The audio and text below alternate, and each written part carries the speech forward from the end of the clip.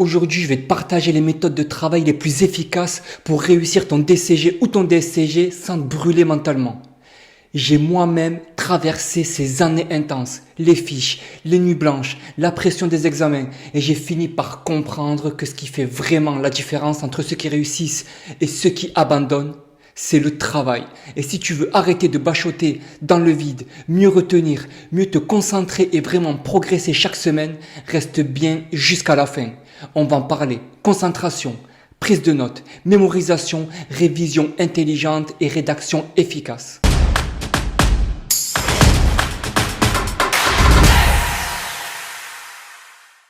On va être clair dès le début. Sans concentration, aucune méthode de travail ne fonctionne. Quand tu travailles ton DCG ou ton DSCG, tu dois comprendre que ton cerveau est comme un muscle. Plus tu le concentres sur une seule tâche, plus il devient puissant. La première règle, crée ton environnement d'étude. Un bureau propre, sans distraction, pas de téléphone à portée de main, une lumière correcte, une chaise confortable et tout ton matériel prêt. Deuxième règle, routinise ton cerveau. Avant chaque séance, fais une mini-routine de réchauffement. Range ton espace, relis le cours précédent, respire profondément. Ton cerveau comprendra, ok, on passe en mode travail. Troisième règle, fais des pauses. Travailler 3 heures d'affilée, c'est inutile. Utilise la méthode du deep work. 45 minutes de focus total et 15 minutes de pause. Et pendant la pause, pas de scroll sur TikTok. Bois de l'eau, bouge, marche. L'objectif, c'est de revenir rechargé, pas distrait. En DCG ou en DSCG, tu dois assimiler des montagnes d'informations. La clé, c'est de savoir capter l'essentiel sans tout recopier. Règle numéro 1, sois bref. Ne recopie jamais le cours mot pour mot. Écris les idées principales, les définitions, les enchaînements logiques. Donc, car, ainsi. Règle numéro 2, sois fidèle. Note les mots exacts des définitions, surtout pour les notions réglementaires, en droit, compta, finance, etc. C'est ça qui fait la différence à l'examen. Règle numéro 3, sois organisé. Un cours, c'est une feuille ou une section claire, des marges pour ajouter des compléments, des couleurs pour les niveaux d'importance et surtout, relis tes notes le soir même. C'est à ce moment que ton cerveau ancre les connaissances dans ta mémoire à long terme. Lire un cours, ce n'est pas regarder les mots défiler. C'est une activité mentale active. Avant de lire un chapitre de comptabilité, demande-toi, qu'est-ce que je dois comprendre? Qu'est-ce que je connais déjà sur le sujet?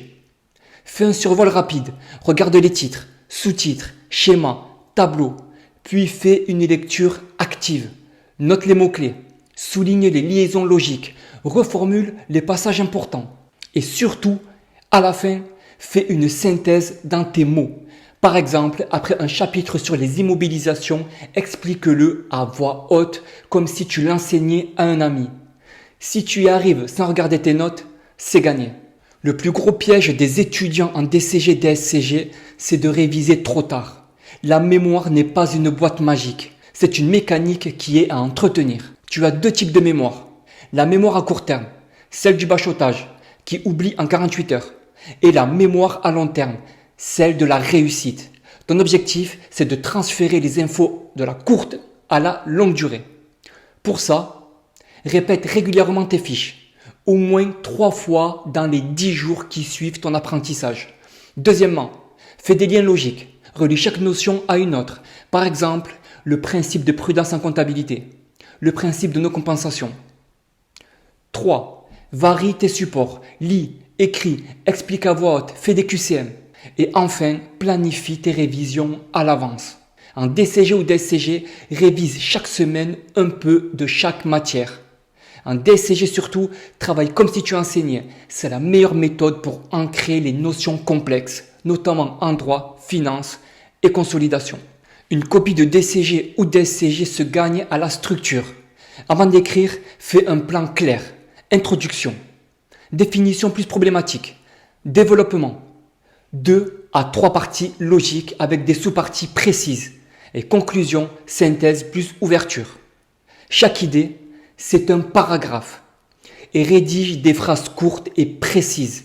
Par exemple, ce qu'il ne faut pas faire, Le principe de continuité est un principe qui implique que les comptes doivent être établis en supposant que l'entreprise continuera son activité dans un avenir prévisible, ce qui veut dire que non, il faut que tu dises par exemple, le principe de continuité suppose que l'entreprise poursuivra son activité. Les évaluations comptables se font donc sans envisager la liquidation. Aussi, relis toujours ta copie. Une fois pour les fautes, évidemment, une fois pour la logique du raisonnement. La clarté vaut mieux qu'une phrase intelligente, mais confuse.